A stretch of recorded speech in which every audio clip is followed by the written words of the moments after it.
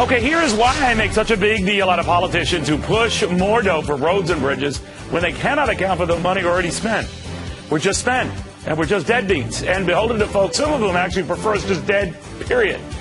Take China, please. News today that China's holdings of U.S. treasuries hit a record $1.3 trillion. China's total foreign cash reserves, more than $3.8 trillion. That is a third of all currency holdings across the globe. And China owns them, which means China kind of owns us, because that's a lot of chits. And for us, the latest proof, we are in deep, deep shit. I practiced that a few times. Welcome, everybody. I'm Neil Cavuto, and that is what happens when you spend money like it's going out of style. Everything you used to stand for goes right out the window, like respect. Remember when we used to be a beacon for investors for our untethered and unencumbered markets and economy? Tried 12th in the latest global survey on such matters, behind countries like Estonia. Countries that learned from us and now seem to be mopping the financial floor with us. And none more so than China, which has learned that the fastest way to rule the world is to first control the financial spigots of the world and all those who desperately need cash to pay their bills in the world. By the way, that would be us. And that would be sad, very, very sad. Because the only thing worse than China holding a record amount of our debt is our doing nothing to rein in that debt. We make ourselves weaker and China stronger. Amazing. Without firing a shot, we're already shot. And doesn't this military guy know it and fear it? With me now, former Deputy Undersecretary of Defense, Jed Babbin. Jed, my big concern is the more we owe, the worse it looks, and for China, the better it looks. What do you think? Boy, I think you're absolutely right. Look, we've gone so far, Neil, it's just barely a year ago, we had a Republican presidential candidate saying the test for whether we should go ahead with the federal program is whether it's worth borrowing money for China to fund it. I mean, I just don't understand how the thinking goes here in Washington anymore.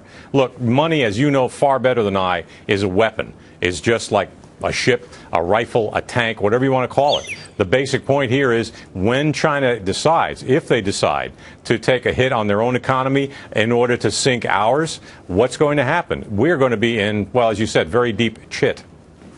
I could say that, Jed. You're far too respected and esteemed. I took a risk. I just took a risk. Yeah, it came out okay. But, Jed, here's my worry with all of this, that we're not worried about all of this, that we just sort of have this kind of smug attitude where we say, well, you know, truth be told, China needs us as much, as not more, than we need them. And that, there might be some truth to that, that it would be self-destructive for them to try to, you know, take punitive measures against us. But that's a lot of money that they control. That's a lot of money we owe to them. That's not a good position to be in.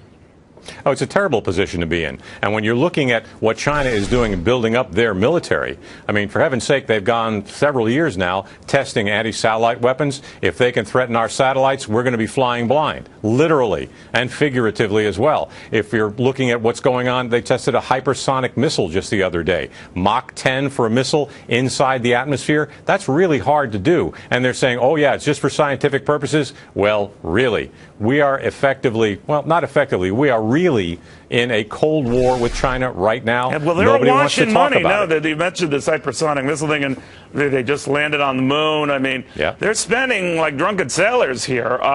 So we think it's not just for, you know, technological sort of discovery. Well, no, I mean, when you look at what's going on with the design of their armed services, the design of their armed forces these days, it is intended to prevent us from intervening in their ambitions.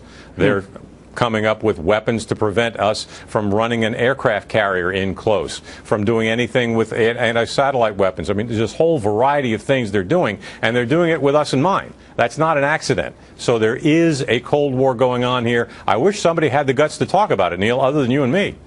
Yeah, well, I just dragged you into this mud pit with me, but I'm going to try to think of words that rhyme with other famous curse words next time you come on. But in the meantime, Secretary, it's always a pleasure. Thank you very, very much. My pleasure, Neil.